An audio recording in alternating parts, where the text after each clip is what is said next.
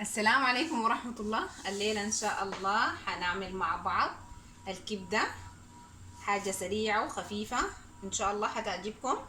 عندي الكبدة بتاعتي، وعندي كيلية واحدة. نشوف طريقة التقطيع. بسم الله. طبعا الكبدة أنا مغسلاها كويس وكنت خدتها في مناديل المطبخ، بس شوية نزلت الموية.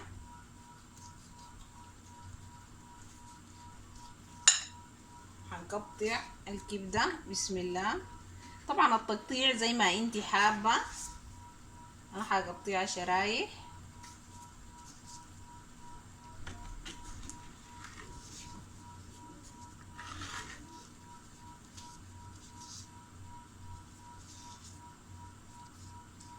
بسم الله. شرايح ما تكون يعني تخينة شديد، تكون بالشكل ده.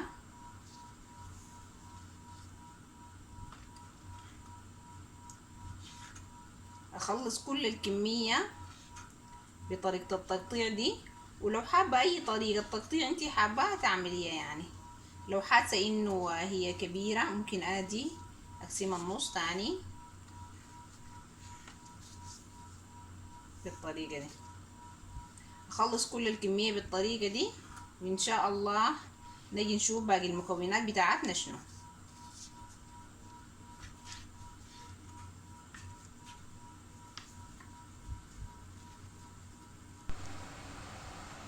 طيب يا جماعة، انا قطعت الكبدة بتاعتي زي ما شايفين بالطريقة دي. كمان قطعت الخضار بتاعي. بسم الله. عندي هنا طماطم قطعتها بالطريقة دي، فلفلية وبصل.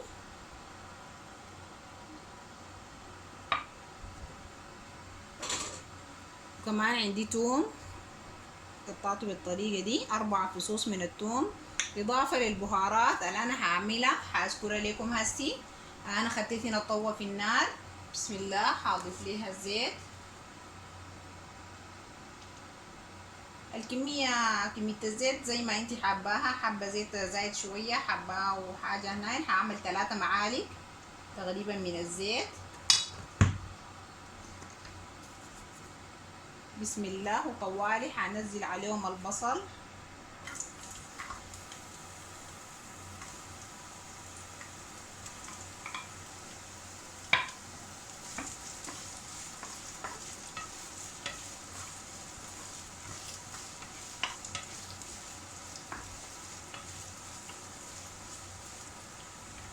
هضيف كمان الكبدة.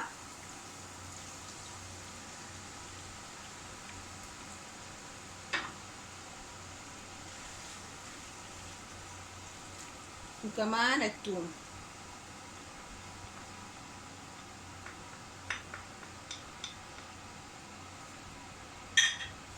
اقلبهم شوية لغاية ما لون الكبدة يتغير لي شوية. طيب يا جماعة، بعد ما لون الكبدة يتغير لي بالطريقة دي، هقوم اضيف البهارات. عندي ملح طبعا حسب الكمية اللي انت حباها. عندي شوية من الفلفل، حاجة بسيطة خالص، ونص معلقة صغيرة من البهارات السبعة. عندي قرفة وهبهان، وعندي ملعقة من الكزبرة. اقلب واديها زي 10 دقايق. طبعا الكبدة ما بتاخد زمن، بتستوي بسرعة. اديها تقريبا 10 دقايق، ونجي ان شاء الله نكمل باقي الخطوات مع بعض.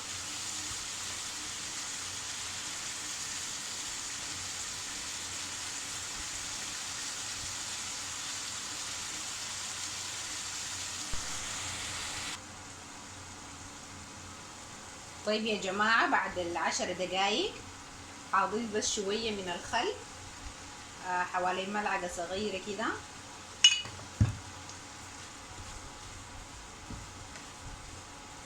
اقلب كويس واضيف الفلفلية. حبة صغيرة أو متوسطة من الفلفلية، حبة متوسطة من البصل قبيل عملتها، وحبة متوسطة من الطماطم. أقلب الفلفلية الدقيقة كده وأضيف الطماطم آخر حاجة. بعد ما قلبت الفلفلية تقريبا دقيقة كده مع الكبدة، نضيف الطماطم آخر حاجة، قلبة قلبتين ونقفل منها النار. طيب بعد ما ضفنا الطماطم قلبناها تقليبتين ثلاثة كده، وكده خلاص هنقفل منها النار.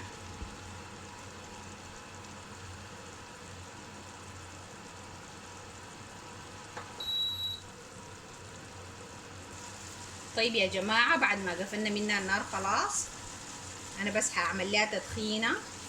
هجيب فويل وأحط فيه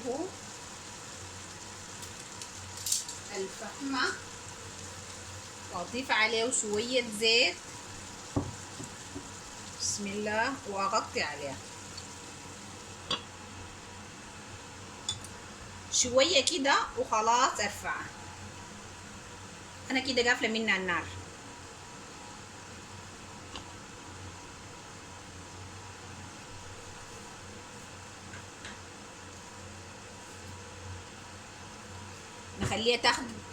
نخليها تاخد التدخينة دي، ونجي إن شاء الله نشوفها مع بعض في صحن التقديم.